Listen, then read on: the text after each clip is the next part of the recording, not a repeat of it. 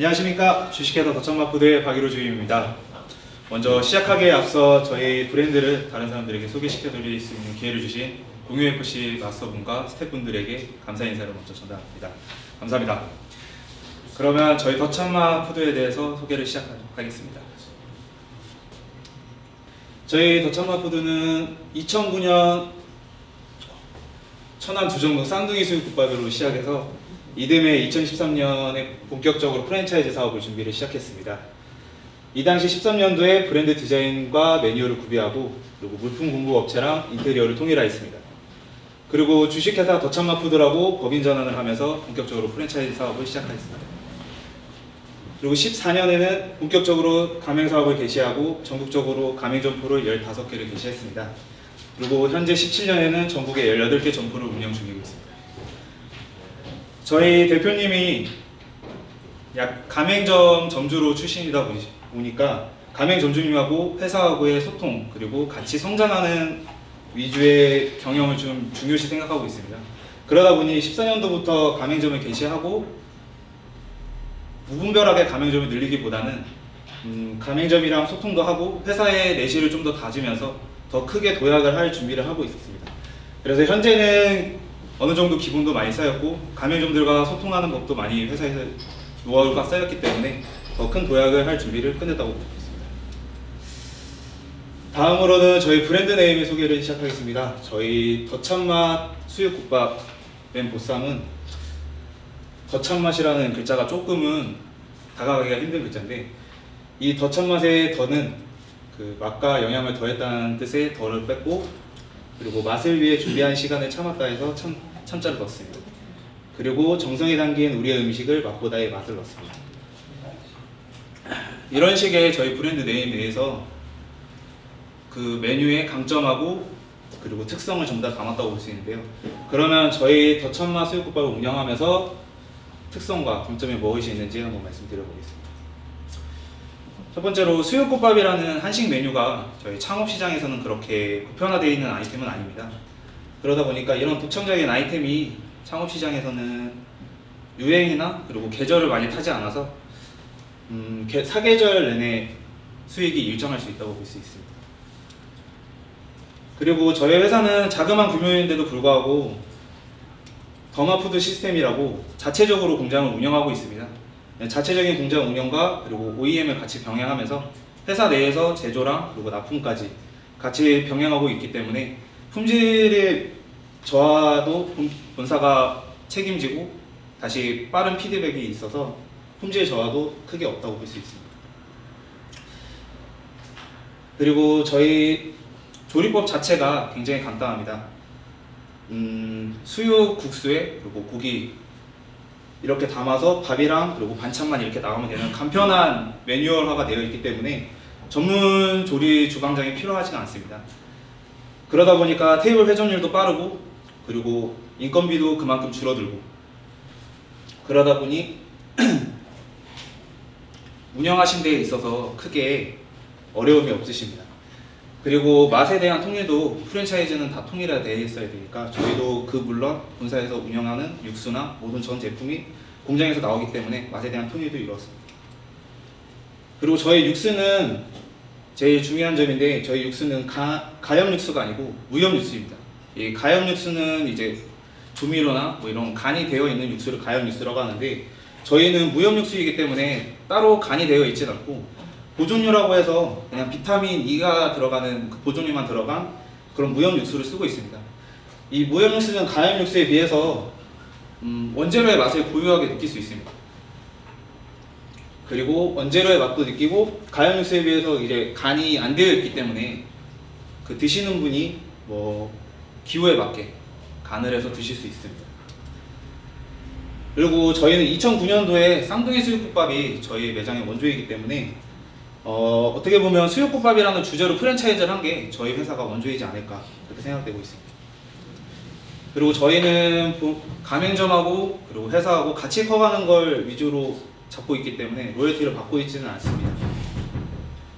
그리고 이 상권보호 시스템인데요. 상권보호 시스템이라는 게 말로만 이제 상권보호를 하고 있는 건 아니고 저희가 만약에 가맹을 개설을 한다고 하면 그 희망 지역에 그리고 담당자가 가서 시장도 조사하고 그리고 저희 브랜드와 맞는 상권도 조사하고 그리고 일정한 수익이 날 수 있는지 없는지를 판단을 해서 거기에 초기 창업을 시작하게 도와드립니다. 그러면서 위협도 많이 줄어들고 창업 후에는 담당 슈퍼바이저가 등록이 돼서 담당 슈퍼바이저가 뭐 매출 분석이라든지 아니면 행사 기획, 전반적인 매장의 운영에 있어서 다 서포팅을 해드리고 있습니다. 다음으로는 저희가 이제 앞으로 운영 방향이 조금 변화돼서 그거에 대해서 설명을 드릴까 합니다. 지금 현대사회가 혼밥족이라던가 혼술족 이런 식으로 이제 혼자 하는 문화가 많이 이루어지고 있는데요. 그런 문화 때문에 지금 배달이나 테이크아웃 문화 자체가 굉장히 시장 자체가 워낙에 커지고 있습니다. 그러한 시장 변화도 저희 회사의 입장에서는 좀 민감하게 받아들여야 된다 생각하고 좀 변화를 도입했는데요. 기존의 저희 방식은 20평대, 최소 20평대 이상의 매장에서 2인 이상의 내정 고객들 위주로 운영을 해왔습니다. 네, 기존의 운영 방식은 앞으로의 운영 방식에 좀 맞지 않는다고 생각을 했습니다. 그래서 저희는 그 소규모 창업, 그리고 배달과 포장, 그리고 키오스크라고 무인 주문기를 도입을 하기로 했습니다. 이런 식으로 15평대 이하의 매장을 저희가 도입을 하고 혼밥이나 혼술을 많이 즐기시는 분도 좀 유입을 많이 하고 부족한 점은 배달이나 아니면 테이크아웃으로 충당을 하고 그 다음에 매장 내에 키오스크 그리고 무인 주문기를 설치해서 좀 인건비 부분도 좀 줄어들 수 있게 그렇게 좀 쉽고 간편하게 창업을 할 수 있는 도움을 드리고자 새로운 좀 방식을 구상해 보았습니다. 그리고 20평대 기준의 이제 표준 개설 비용인데요. 가맹비 같은 경우는 공정거래 규정에 의해서 저희가 500만 원이 되어 있고요. 교육비 같은 경우는 오픈 전 3일, 오픈 후 3일, 그리고 교육 매뉴얼을 지급하는 걸로 200만 원이 지급되고요. 네, 보증금으로는 계약 이행 보증금인데 300만 원으로 책정되어 있는데 이거는 계약을 만약에 해지하신다면 환급이 가능합니다. 그리고 인테리어 같은 경우는 저희 회사에서 또 따로 운영하고 있는 회사로 해서 3천만 원에 이렇게 책정되어 있고요. 나머지 주방기기나 의탁자 그리고 운영 시스템, 뭐 간판 및 사인물을 합해서 저희 한 7,300만 원 정도 20평 기준으로 이렇게 책정되어 있습니다. 다음은 이제 표준 순위 분석인데요.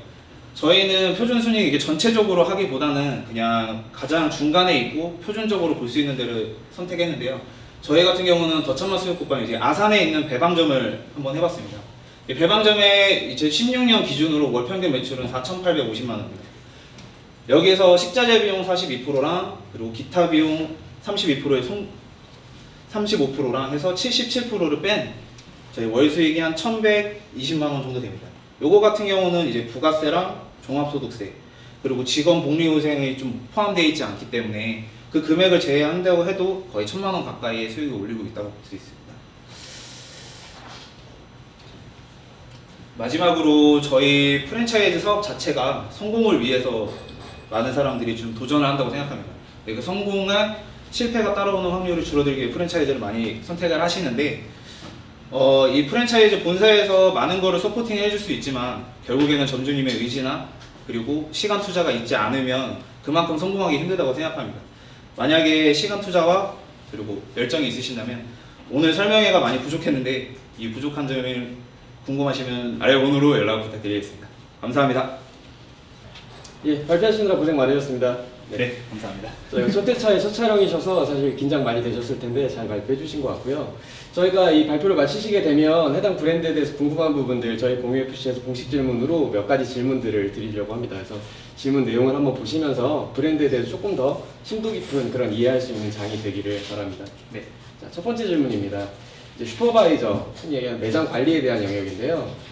이제 매장을 관리할 때 아까 말씀 주신 것처럼 대표님이 또 매장 점주님 출신이시니까 관리에 대해서 많이 신경을 쓰신다고 하셨어요. 네. 슈퍼바이저 1인당 담당 매장 수 그리고 주로 하고 있는 주된 업무에 대해서 간단하게 소개해 주신다면요. 저희는 앞서 말했듯이 18개의 점포를 운영하고 있고요. 그리고 지금 회사 내에 슈퍼바이저는 2명이 있습니다. 그 2명이 9개의 매장을 각각 담당을 하고 있고요. 이 주된 업무에 의해서는 아까 잠깐 말씀드렸는데 일단 제일 큰 업무는 이제 매출 관리에 있습니다. 매출 관리 그리고 그 다음으로 주변 상권 관리입니다. 이 상권 관리가 매출 관리랑 같이 비슷하다고 볼 수 있는데요. 이 상권 관리를 제대로 하지 않으면 이제 주변 경쟁 업체가 어떻게 생겼는지 모르기 때문에 그런 두 가지 업무를 가장 중도 있게 하고요. 다음으로는 이제 뭐 매출이 하락이 하거나 아니면 좀 상승을 해야겠다 생각을 할 때는 뭐 행사 기획이라든지 아니면 이제 마켓 부서에게 뭐 새로운 뭐 SNS 홍보라든지 이런 방안들을 같이 논의하는 업무를 주로 하고 있습니다. 알겠습니다. 두 번째 질문을 드릴까요? 마케팅 홍보에 대한 영역입니다. 사실 이 수육국밥이라는 그 어떤 아이템 자체가 제가 생각을 할 때에는 단지 수육국밥이라는 카테고리에서만 볼 게 아니라 설렁탕이라든지 유사한 업종 카테고리는 충분히 있을 수 있다고 보거든요. 그런 경우에 대해서 유사업종의 경쟁 브랜드가 상권에 출연했을 때 매출 방어를 하기 위한 실질적인 마케팅 전략 같은 것들이 있다면 간단하게 소개해 주셨으면 좋겠어요. 이거는 앞서 이제 뭐 유사 업종 경쟁 브랜드가 상권 내에 이제 출연하는 거는 저희 같은 경우는 매장 방문할 때마다 주변 상권을 좀 많이 돌아보는 편입니다. 왜냐하면 상권이 생기고 나서 실행하는 마케팅이나 홍보는 크게 효과를 보기가 힘들기 때문에 미리 저희가 그 상권이 생긴다는 정보를 수집을 하고 먼저 선조치로 뭐 SNS를 활용한 뭐 홍보 방안을 하거나 할인 행사를 하거나 이런 기획들을 저희가 많이 마련을 해서 상권 내에 출연하기 전에 그러니까 오픈을 하기 전에 저희가 먼저 마케팅이나 홍보를 많이 하는 편입니다. 그 마케팅 홍보는 뭐 이제 할인 행사, 뭐 SNS를 이용한 많은 홍보 이런 식으로 많이 이루어지고 있습니다. 예를 들어서 이제 상권에 입점하기 전에 선점한다라는 의미에서는 그런 부분이 부합이 될 수가 있는데 우리가 이 상권에서 충분한 매출을 구가하고 있을 때 경쟁업소가 출연하면서 2등 혹은 3등의 경쟁자들이 우리의 매출을 추격해 올 때 그들을 따돌릴 수 있는 어떤 특별한 어떤 방법 혹은 묘책 이런 것들은 있을 수 있지 않을까요? 이런 마케팅은 뭐 아무래도 뭐 공격적으로 따지면 가격적인 부분이 가장 공격적일 수 있는데요. 이 가격적인 부분은 이제 회사와 협의를 해서 많이 도움을 드리고 있습니다. 맛에 의해서는 저희 회사 사람들도 그렇고 가맹 점주님들도 충분히 인정하시고 만족해 하시기 때문에 맛으로는 지지 않으니까 마케팅이나 할인 행사는 회사가 어느 정도 일정 부분 감수를 하고 진행을 하면서 상권 내에서 좀 도태되지 않고 항상 1등이 될 수 있도록 저희가 도움을 드리고 있습니다. 맛에 대한 어떤 자부심 같은 게 좀 많이 느껴지시는 그런 답변이셨던 것 같아요. 네. 자, 세 번째 질문 드리도록 하겠습니다.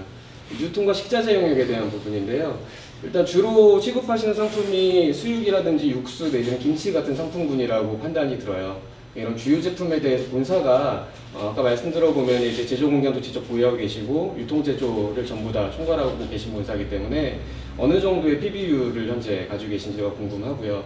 또 더불어서 아까 말씀하셨던 무염 육수 같은 경우는 조금 더 자세하게 이야기 듣고 싶은 부분이 있거든요. 그 내용 한번 설명을 해주시면 좋을 것 같아요. 네, 일단 저희 이제 본사 PB율 같은 경우는 수육이나 육수 이제 본사 이제 메뉴에 주로 들어가는 주 재료 같은 경우는 저희가 말했듯이 자체 공장 내에서 생산하고 배포를 하고 있습니다. 그런데 이제 김치라든지 저희가 부가적으로 사이드 메뉴인 뭐 만두라든지 순대 같은 경우는 점주님의 의견도 저희가 받아들여서 사입품을 쓰시는 분들도 있고 아니면 저희 본사가 연결해 드려서 사용하시게 하는 것도 있는데 아무래도 근데 저희 메뉴는 대부분 수육과 그리고 뭐 보쌈 이런 유이기 때문에 본사 PB율이 한 90% 정도 되고 나머지 평균적으로는 한 10% 정도가 점주님이 사입품으로 이렇게 사시고 있는 편입니다. 그리고 무염 육수에 대해서는 너무 길게 설명하면 한없이 길어질 내용이라서 그냥 짤막하게 얘기를 해드리면 가염 육수랑 무염 육수의 차이점이 딱 그 차이에 있습니다. 뭐 MSG가 들어가고 안 들어가고의 차이로 간단하게 설명을 해드릴 수 있는데 저희 무염 육수는 따로 이제 공법으로 인해서 좀 압축 무염 육수입니다. 이거 같은 경우는 가격이 가염 육수보다는 조금 코스트가 높습니다.